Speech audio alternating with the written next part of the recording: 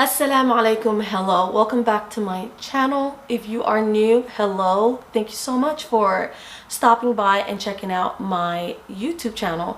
Let me tell you a little bit about my channel. It covers all things concerning niqab, and which is the veil for those of you who don't know. And my aim is to erase as many misconceptions as I can surrounding the niqab, and as well as Muslim women in general. And what you're also going to find is that it's a lifestyle channel. You're going to find me doing cook with me videos, clean with me videos, as well as day in the life. So it's a lifestyle channel as well. So if what I'm saying interests you, then go ahead and press the subscribe button so that you can continue to receive many of the videos that I'll post in the future, inshallah, God willing.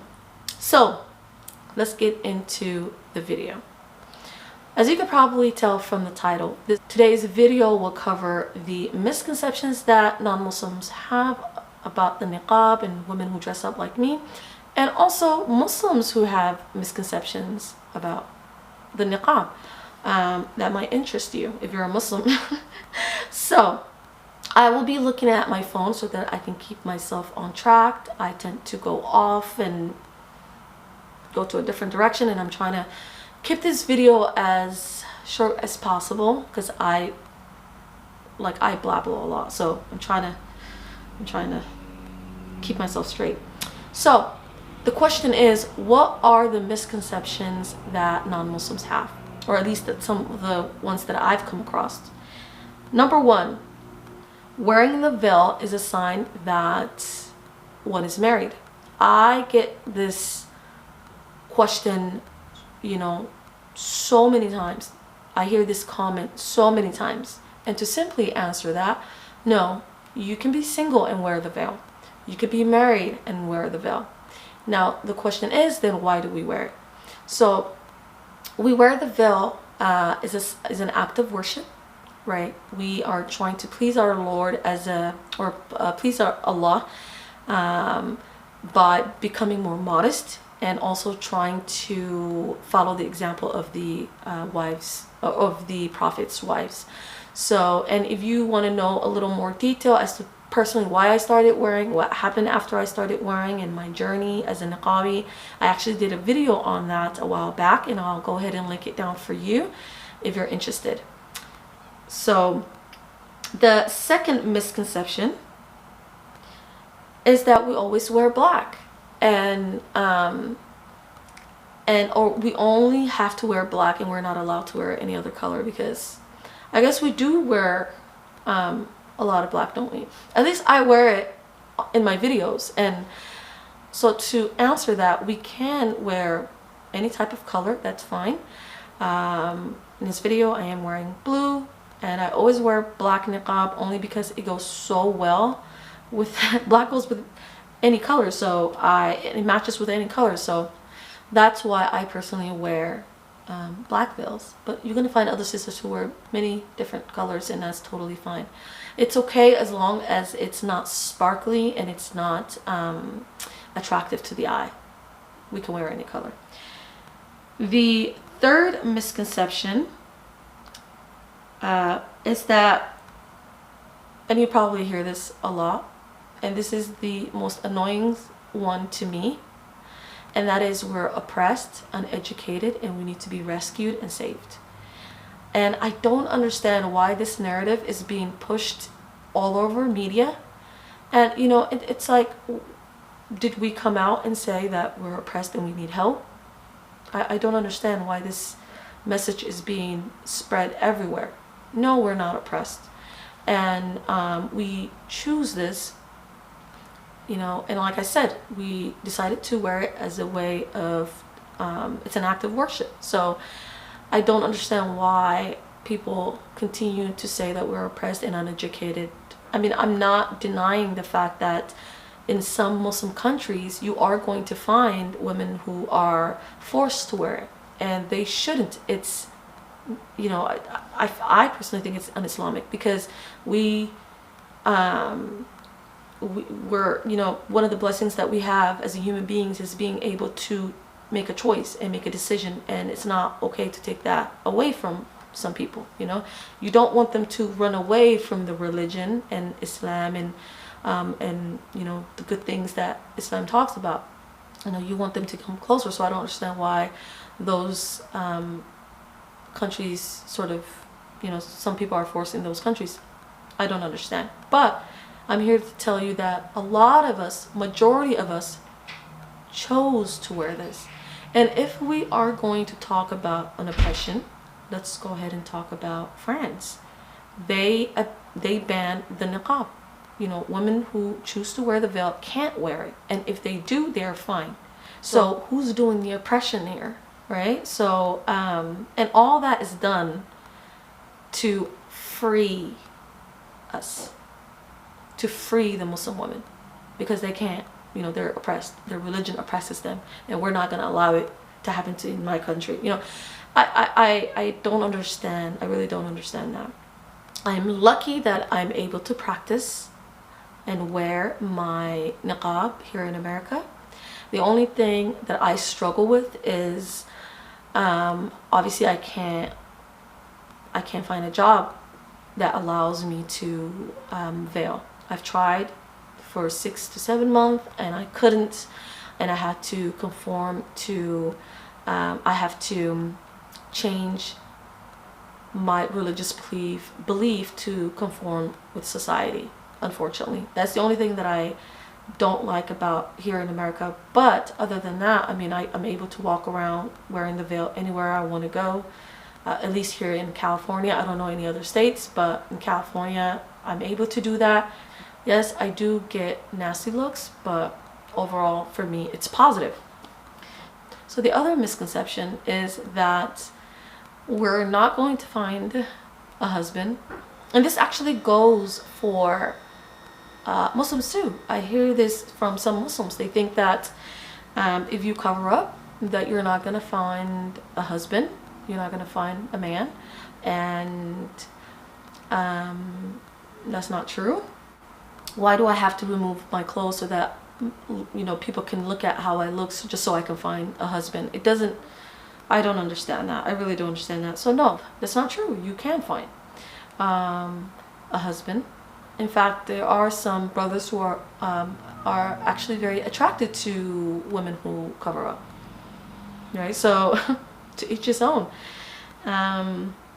The other misconception, and this one I actually had this misconception myself, and that is only the niqab is only specific to Muslim women. That was that was very surprising to me personally, because I recently came to find out that other women from different faiths wear the veil as well. They literally dress up like me, and I couldn't believe it. I just recently find that out, and I actually want to do some research on that. And if you want me to share my findings, please let me know in the comment section, because that is very interesting. But I only the little research that I did, the little small research that I did, I come to find out only women who are Christians and Jewish wear the veil, and Muslims, of course. So yeah, let me know if that also interests you. I'm going to definitely do a research on that. So that is some of the misconceptions that I come across that non-Muslims have. And now let me go ahead and start talking about the misconceptions that Muslims. There is this belief that women who look like me and who wear the veil and who cover up and dress up a little more modest tend to be very unfriendly, unwelcoming, they're the haram please. That is sort of some of the image that some Muslims have, and especially I'm focusing on other sisters who you know, struggle to cover up, right?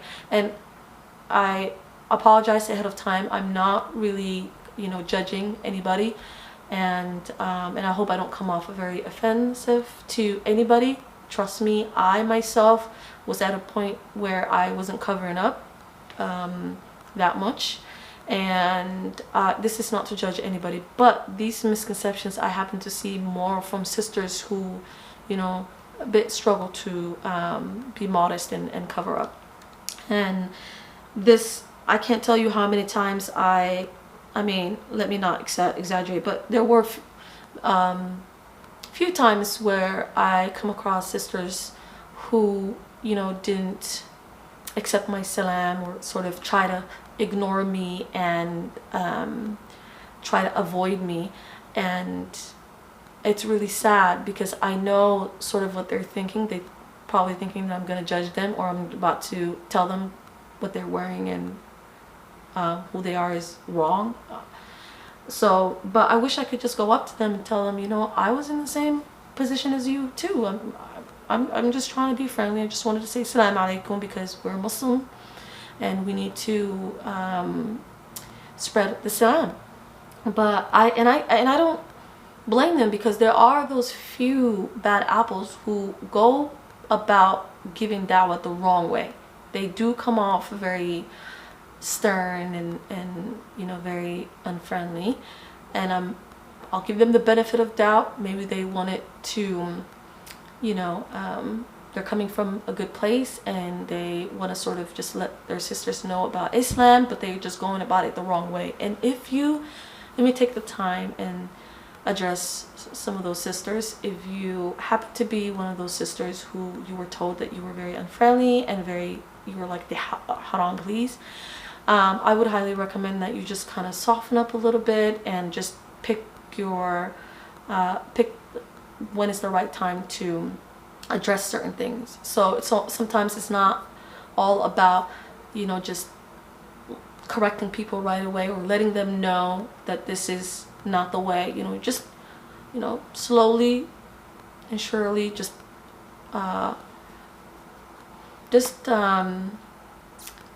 you know, start with being friendly. The goal is that you want them to receive the information in the best way, right? You want them to become a little bit more practicing. You want them to know what Allah subhanahu wa ta'ala is telling us to do. And you, by being very harsh and rude and straightforward, sort of pushes people away from Islam. So that's advice I would give you if you happen to be one of that sister. But there is that misconception that we're all like that, you know, and we're not. We're different. It all depends on who the person is, personality wise, you know. So that is the misconception, that we're very rigid, unfriendly, and all that. So the other misconception is that we are this perfect human being that, you know, very religious, we're very knowledgeable, and that is not the case. I personally can speak for myself. There's a lot of things that I don't know about the religion, and you're probably going to see me make some mistakes if you watch my videos, and so we're not that perfect. Also, if one of us mess up, right, we get very the reaction is very not positive. At least I can speak from my community. I can't speak for any other community, but you well, I had to scratch my so the reaction is very harsh, and you know, you'll hear things like, oh, I can't believe she did that, and she considered herself to be a practicing, and or she considered herself to be a shaqat, that's what Somalis would say. You know, she thinks she's shaqat. Look at her now, she, you know, she's messing up and she's so fake, and we're not going to take anything from her. So it's like, we're human beings, we will mess up, we will sin, knowingly, unknowingly. May Allah forgive all of us, but to put us in a very high pedestal and is very wrong, and to judge us for the mistakes that we make is wrong as well, because like I said, we're all human beings and we will mess up, you know, we're all sinners, we'll mess up, and the best of us are those who repent. We all know that as Muslims. So let's not judge each other. Let's not judge each other in that way. Also, Another misconception is that we're boring, that all we do is just stay home. If we're mothers, we just take care of our kids. We go to the masjid, and pretty much that's all we do. We don't do anything, or we don't do more than that. And that cannot be further from the truth, right? We are, I mean, it all depends on who the person is, the personality, right? I myself a very outgoing individual. I may not come off like that in the camera, but I am. And I love to try out new things. If it's hiking, if it's skating, if it's going out shopping, going to the mall, you name it. Like I'm for it. I'm interested in it. And you know, it's as long as things are halal, and everything is halal except those that have been told to us that it's haram, clubbing and all that. Those things are haram. But we can do everything and anything else. Travel, we can, you know, as long as you have a mahram, you can travel. You can explore